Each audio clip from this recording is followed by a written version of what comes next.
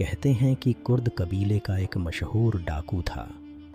وہ اپنا واقعہ کچھ یوں بیان کرتا ہے کہ ایک دن میں اپنے ساتھیوں کے ہمراہ کہیں پر ڈاکہ ڈالنے جا رہے تھے کہ راستے میں ہم ایک جگہ کچھ وقت آرام کے لیے بیٹھے تو ہم نے دیکھا کہ 3 کھجور کے پیڑ ہیں، ان میں 2 پھلدار اور ایک بالکل سوکھا ہے۔ ایک چڑیا بار بار آتی ہے اور پھلدار پیڑوں پر سے تر و تازہ کھجور اپنی چونچ میں لے کر سوکھے پیڑ پر جاتی ہے۔ ہمیں یہ دیکھ کر تعجب ہوا۔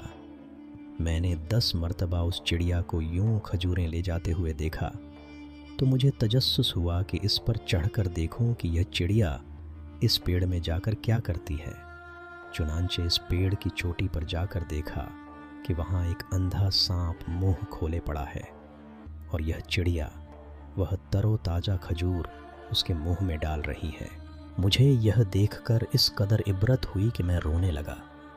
میں نے کہا، میرے مولا، یہ سانپ جس کے مارنے کا حکم تیرے نبی صلی اللہ علیہ وسلم نے دیا، جب یہ اندھا ہو گیا تو تو نے اس کو روزی پہنچانے کے لیے چڑیا کو مقرر کر دیا۔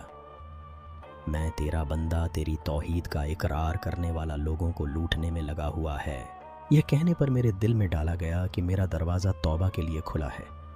میں نے اسی وقت اپنی تلوار توڑ ڈالی جو لوگوں کو لوٹنے کا کام دیتی تھی اور اپنے سر پر خاک ڈالتا ہوا اکھالا اکھالا درگزر چلانے لگا۔ مجھے غیب سے آواز آئی کہ ہم نے درگزر کر دیا۔ اپنے ساتھیوں کے پاس آیا۔ وہ کہنے لگے، تجھے کیا ہو گیا؟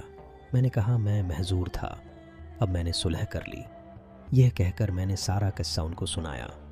وہ کہنے لگے، ہم بھی صلح کرتے ہیں۔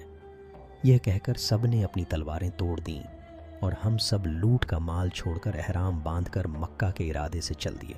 ہمارے اندر بھی توکل علی اللہ کا فقدان ہے۔ سب کے سب لوٹ مار میں لگے ہوئے ہیں، جس کا جتنا بس چل رہا ہے وہ اتنی ہی لوٹ مار کر رہا ہے۔ کوئی علی اعلان ڈاکو ہے تو کوئی معجج پیشے سے وابستہ ہو کر لوگوں کی جیبوں پر ڈاکہ ڈال رہا ہے۔ حیرت کی بات تو یہ ہے کہ خرید و فروخت کے وقت ہم اسی رازق کی جھوٹی قسمیں کھاتے ہیں جس نے ہمارے رزق کا ذمہ لیا ہوا ہے۔